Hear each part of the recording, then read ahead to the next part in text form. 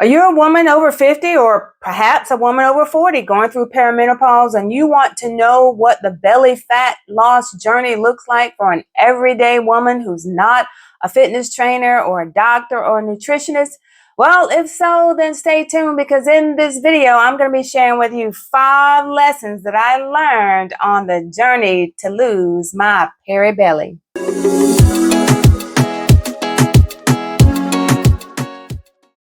Hey, good people, and welcome back to the channel. I am Belinda J. Now, just your everyday 56-year-old perimenopausal woman. And yes, I am still in perimenopause, but I am happy to report that I've started missing periods. So I think I may have about 9 more months to go. If I can just get through these 9 months without a period, then I will graduate to menopause.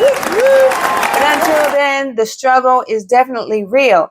So what does the journey look like for someone over 40, over 45, 50 in perimenopause trying to lose belly whenever you have all of these other issues to deal with? Well, for the last 10 months, I have been on this journey. And if you've been with me from the very beginning, you can see all the things that I've done and still doing, diet and exercise to try and get the belly down. Now, 10 months ago, this is what this busted can of biscuits looked like. As you can see, it was a total explosion. And now this is what I look like today as of this recording. I recorded this as I was getting ready this morning to make this video. And I've always had a rectangular shape, so I'm never going to be an hourglass without surgery. But anywho, as you can see, the belly is down. Now, when I originally started my journey, one of the things that I was hoping to lose some of the fat was in the boobs, but it's like everything else, I'm getting smaller. Losing fat everywhere, but honey, them double D's is still hanging tight. I guess they'll be the last to go. But so that leads me into the very first lesson that I learned being on this fat loss journey is that you cannot spot reduce. Your body is your body and it's going to shed fat based on, your genetic makeup, your hormones and all those other things. But one of the things that I did incorporate to kind of help speed up the process of losing my belly fat was incorporating more protein. First and foremost, what I would recommend that you do before you start any type of fitness journey is to go to your doctor and have some lab work done, especially if you are in the perimenopause, because honey, them numbers is going to be going left, right, up, down, out of the water. And you want to make sure that whatever fitness efforts that you are making are going to be supporting whatever's going on in your body. So that's first and foremost. Other recommendations is to eat 0.8 to 1 gram of protein per body weight. Sometimes people say, is it per body weight currently or my future body weight? There's a lot of, sort of controversy around that number as well, because if you weigh 300 pounds, you're not going to eat 300 grams of protein. So what I would recommend that you do is that you at least bump it up to 100 grams per day, because average, most women not even getting 100 grams. I do have some instructions inside of my freebie, which is the Fat Loss Quick Start Guide that I'll put down below that you can download, and then you can click the link to that calculator and kind of get your numbers and your calorie deficit and so much more. But for me, I started with 150 grams of protein, and I pretty much stayed within the 120 to 150 gram of protein range for this last 10 months. And I am not a vegan, so I do eat lean meats like chicken, fish, eggs, yogurts. Of course, I eat cottage cheese, lots of beans and things of that nature. As we're aging, we're losing muscle mass. So having more protein, whether you're a vegan and you get your protein from lentils or tofu and other sources, that all is going to add up and help us to look fit and not squishy like a marshmallow. Just know, lesson number 1, you cannot spot reduce. So on to lesson number 2. The second thing that I realized, and it's not that I didn't know, but it's one of those things that you don't really know until you're actually really trying to, make a difference in your body. I love me some cardio back in the day. I love doing Taibo. I love cycling. I love running. I love aerobics, step aerobics, all of that kind of stuff. But honey, that was not doing anything for my belly fat. That picture that you saw of the busted can of biscuit, honey, that was me doing cardio and exercising and all the things. And it seemed like it was actually getting worse. The protein is the building block. And then the next block that I realized was going to be strength training. So sometimes people ask me, well, what is your strength training routine? Well, I do 4 days a week, 2 upper, 2 lower. And after each of those workouts, then I do 20 to 30 minutes of cardio. And you may be saying, gosh, that just seems like a lot. Well, it's either you're going to pay for it on the front end or you're going to pay for it on the back end whenever, you have somebody pushing you in a wheelchair and you're on all this medication. So you might as well just make time for it up front so that you can enjoy your life. So also people ask me, well, what kind of strength training exercises do you do? But what I like to focus on is what they call functional exercises that mimic real life tasks. Because as we get older, we're going to be doing these tasks. Like, for example, maybe a farmer's walk where you have 2 dumbbells or 2 kettlebells and you're, have them down at your side and then you're actually walking. That mimics you carrying 2 bags of grocery. Or maybe some goblet squats going down and up. That also mimics you in real life. It'd be like a piece of luggage that you have to put in the overhead because, honey, no man has come up to actually help you. So those are the types of exercises that I like to perform. Moving on to lesson number 3. I've learned that even though I'm eating high protein and even though I am doing a lot of strength training, it's just not enough. That I've got to clean up my diet even more than I ever thought. You may be thinking that you're eating healthy because this bar says, healthy XYZ or it's in a green package. What I've learned is that reading the labels is key. And this is the piece that I'm going to really have to up my game on if I want to really get rid of probably a lot of this fat here in my bust and maybe this little burning back fat, little squishy piece that just is hanging on for dear life as well. I'm going to have to clean up my diet even more. So you may be wondering, well, what does that look like? Well, as the more time goes on and the more that I research, I'm just learning more and more about, things like maybe all of these different kinds of oils.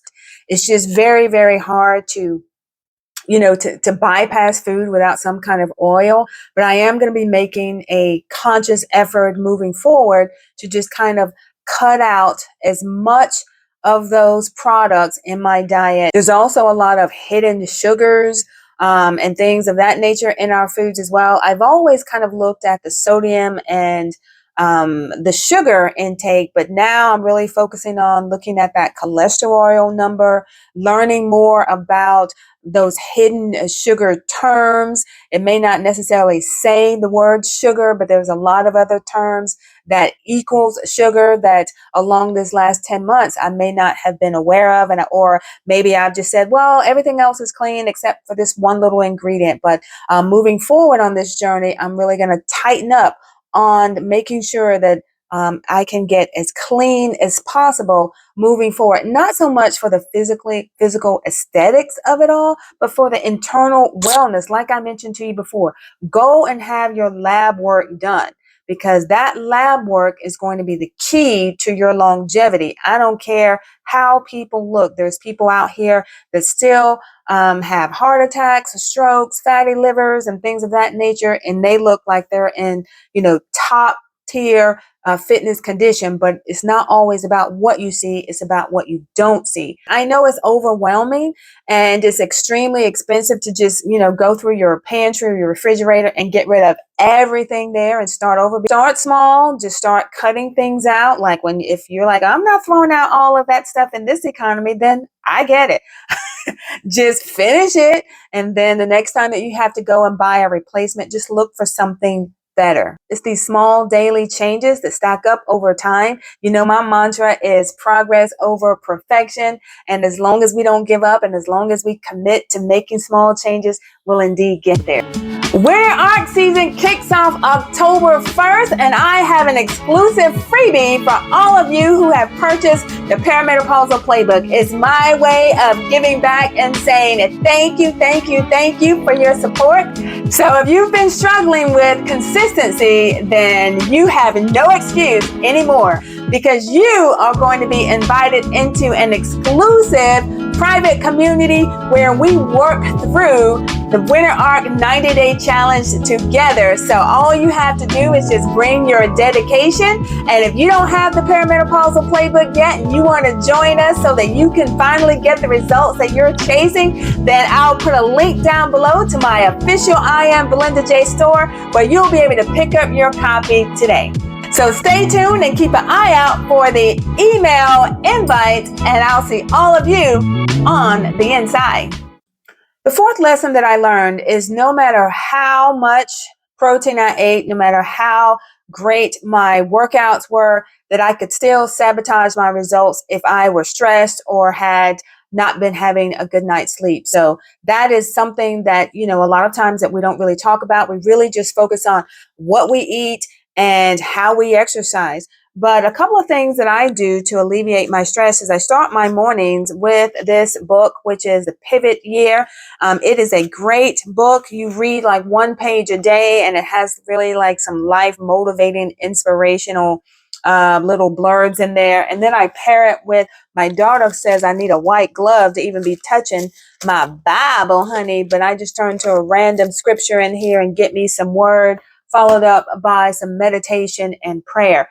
That has really grounded me. It has really centered me, calmed some of the anxiety that I'm experiencing now that I'm going through this perimenopausal state, because with the lack of hormones and so forth, I do feel myself having some little bouts of, it's like, I guess it's called anxiety, like little pings on the inside that I can only calm down through meditation and having a cold shower.